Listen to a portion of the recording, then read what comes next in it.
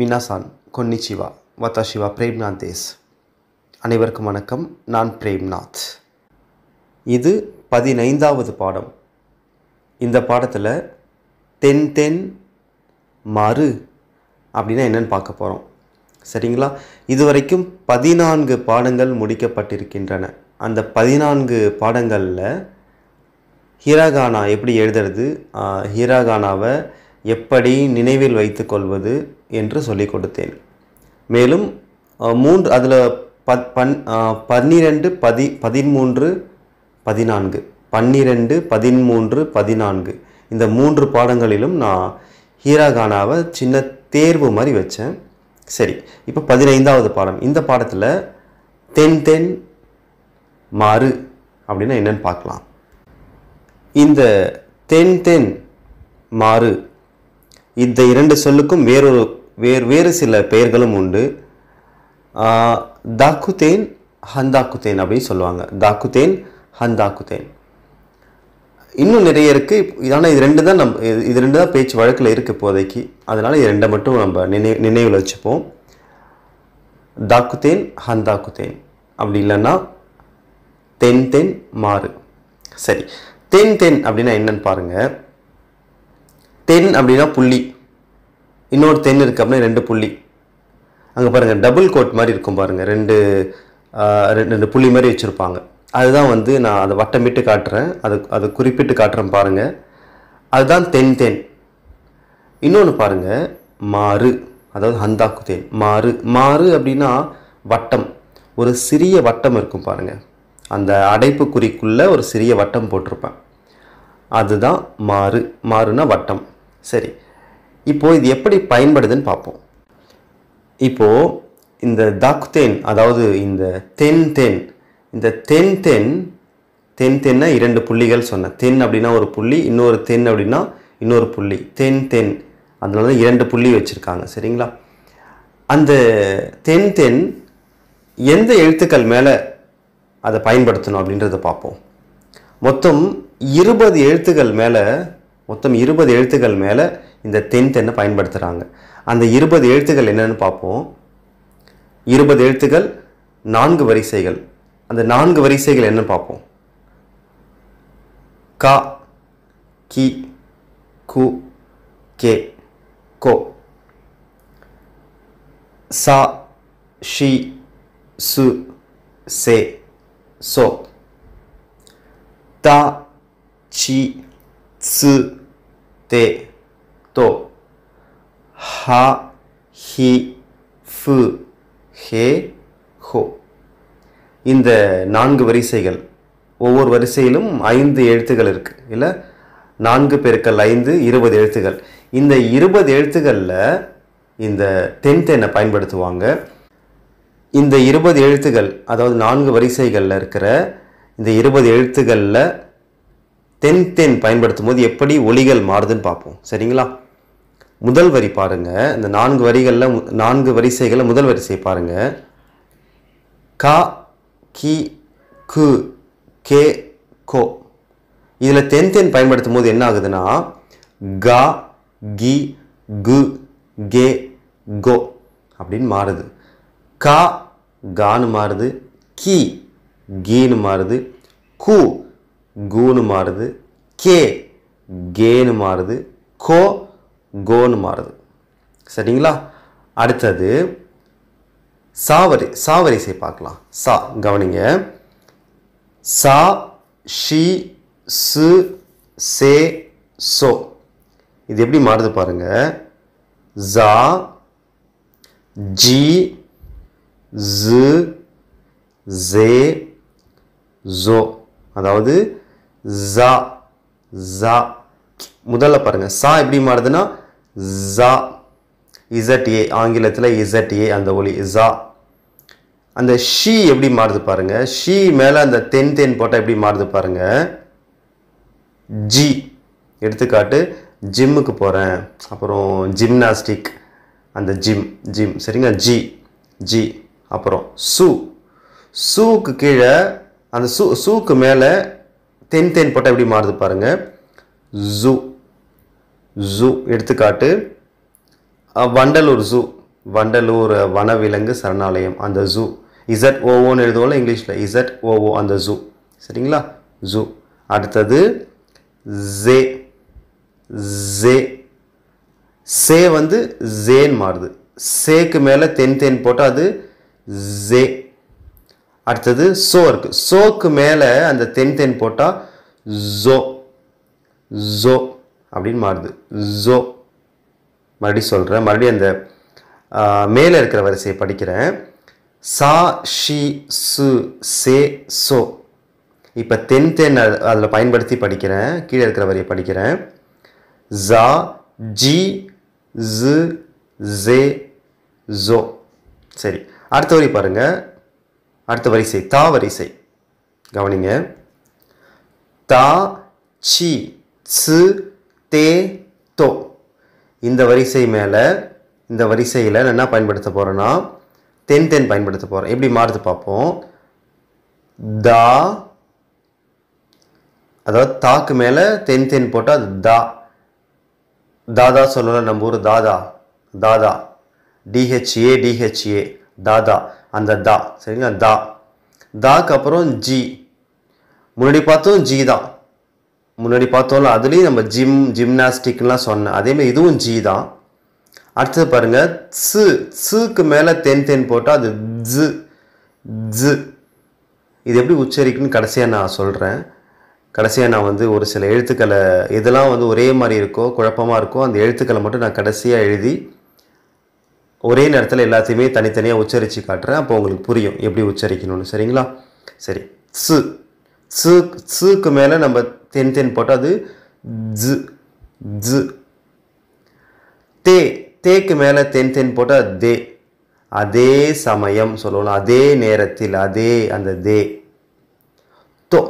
தோக்கு மேலே தென் போட்டால் தோ. அதோ பார், அதோ அந்த தோ. சரிங்களா, மடி படிக்கிறேன். தா சி சு தே தோ. இது கூட தென் சேர்த்தா தா ஜி ஜு தே தோ. அடுத்த வரிசை ஹா ஹி ஃபு ஹே ஹோ. இதான் 4வது வரிசை, கடைசி வரிசை. இந்த வரிசை சேர்த்தா மொத்தம் 20 எழுத்துக்கள் கிடைச்சிரும் இல்லை தாக்குத்தேனில், அதாவது தென்னில் மொத்தம் 20 எழுத்துக்கள் கிடைச்சிரும் இந்த வரிசையை சேர்த்தோன்னா. கவனிங்க, ஹா மேலே தாக்குத்தேன் பயன்படுத்தினா, அதை தென் பயன்படுத்தினா அது பா. எடுத்துக்காட்டு பா, பாய், அந்த பா, பாபாவுக்கு வர பா. ஹீக்கு மேலே தென் பயன்படுத்தினா அது பி. பி, பிஸ்கட்டுக்கு வர பி. ஃபூக்கு மேலே நம்ம தென் பயன்படுத்தினா அது பூ. பூ. ஹேக்கு மேலே தென் பயன்படுத்தினா அது பே.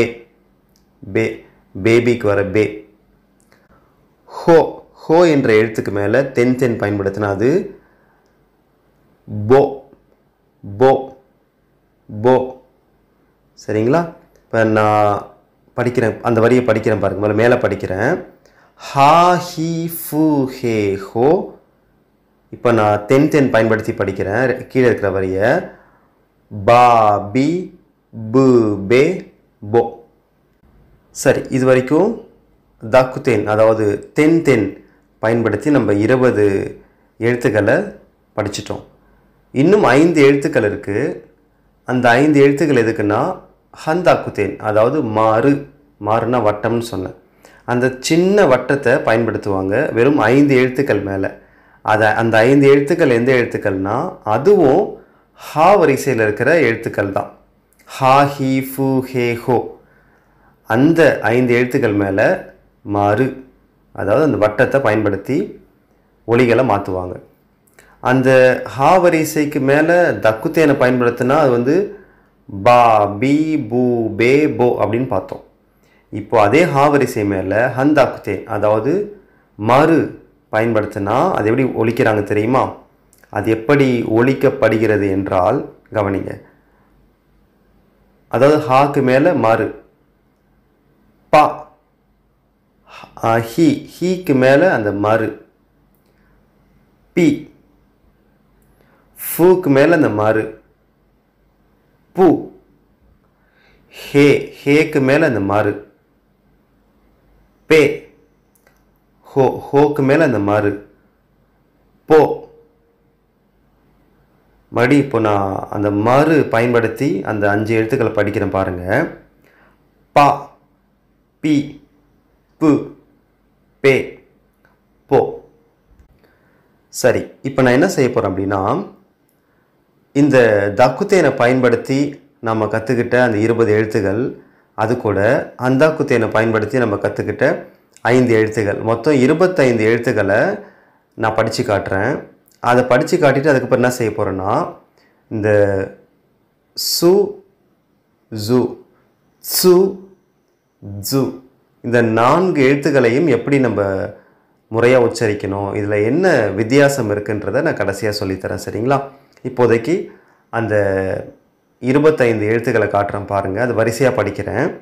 முதல் வரி கா, கி, கு, கே, கோ. இரண்டாவது வரி ஜா, ஜி, ஜு, ஜே, ஜோ. மூன்றாவது வரி தா, ஜி, ஜு, தே, தோ. நான்காவது வரி பா, பி, பு, பே, போ.